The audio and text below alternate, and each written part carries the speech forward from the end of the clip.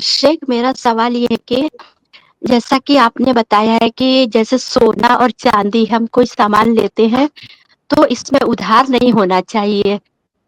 तो मेरा सवाल ये है कि अगर हम किसी अपने खास रिश्तेदार से जैसे उनका कोई पुराना सोना है उनके पास और वो बेच रहे हैं, तो क्या हम उनसे उधार ले सकते कि अभी हमें दे दो पैसे हमारे पास होंगे तो हम दे देंगे या फिर अपने पास रखे रहो फिर पैसे होंगे तो मतलब ये सुनार के साथ खास है या सबके साथ है ऐसा? बिस्मिल्लाह वल्हम्दुलिल्लाह वस्सलातु वस्सलामु अला रसूलिल्लाह। अल्लाह के नबी सल्लल्लाहु अलैहि वसल्लम की बहुत मशहूर हदीस है, उबादा इब्न सामित रज़ियल्लाहु तआला अन्हु उसके रावी हैं। इसी तरह से वो रिवायत अबू सईद खुदरी रज़ियल्लाहु तआला अन्हु से भी मरवी है। हदीस के अल्फाज कुछ यूँ हैं कि अद्दहबु बिद्दहबि मिस्लम बिमिस्लिन यदम बियदिन वल्फिद्दतु बिलफिद्दति मिस्लम बिमिस्लिन यदम बियदिन। इस तरह से 6 अक़साम का उसमें ज़िक्र है जिसमें कि सोना चांदी भी है। तो इस हदीस की बुनियाद पर अगर कोई इंसान सोने को सोने से ख़रीद रहा है या सोने को चांदी से ख़रीद रहा है या सोने को रुपए से ख़रीद रहा है, तो ऐसी सूरत में ये तकाबुज़ फिल मजलिस शर्त है। तकाबुज़ फिल मजलिस का मतलब ये होता है कि जिस मजलिस में आपका मामला हो रहा है, जहाँ पे आप ख़रीद रहे हैं, वहाँ से उठने से पहले पहले आप अपने हाथ में सोना ले लें और जो बेच रहा है उसके हाथ में आप उसकी कीमत दे दें पैसे की शक्ल में। ऐसा नहीं हो सकता है कि सोना आप अभी ले लें और पैसा आप कल सुबह देंगे, या पैसा आप अभी दे दें सोना कल आप सुबह ले लेंगे, बिल्कुल भी नहीं। ये जो है अगर कोई ऐसा करता है कि उधार करता है दोनों तरफ से, चाहे सोना बेचने वाले की तरफ से उधार होता है या खरीदने वाले की तरफ से उधार होता है, तो इसको रिबन नसिया कहा जाता है।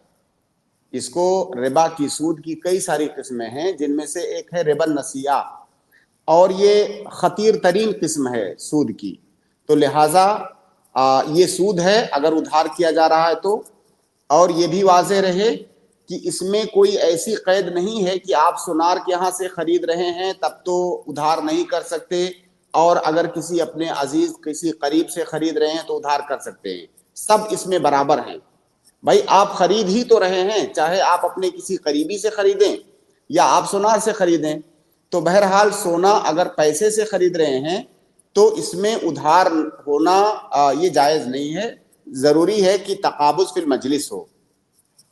हाँ, अलबत्ता अगर किसी के पास सोना है, चाहे वो सोनार हो या आपका कोई रिश्तेदार हो, अगर आप उससे ख़रीदना चाहते हैं और उससे आपकी ये बात हुई, आपने उससे ये कहा कि आप ये सोना रखिए, मैं 1 हफ्ते बाद आपसे इसको ख़रीद लूँगा, मैं 1 हफ्ते बाद कीमत भी दूंगा, 1 हफ्ते बाद इस सोना भी आपसे ले लूँगा, यानी जिस वक्त मैं कीमत दूंगा उसी वक्त आप मुझे सोना दीजिएगा, तो ये ख़रीदारी नहीं है। इसको फ़ुक़हा की इस्तिलाह में अलवाद बिश्शरा कहते हैं, यानी ख़रीदारी का वादा।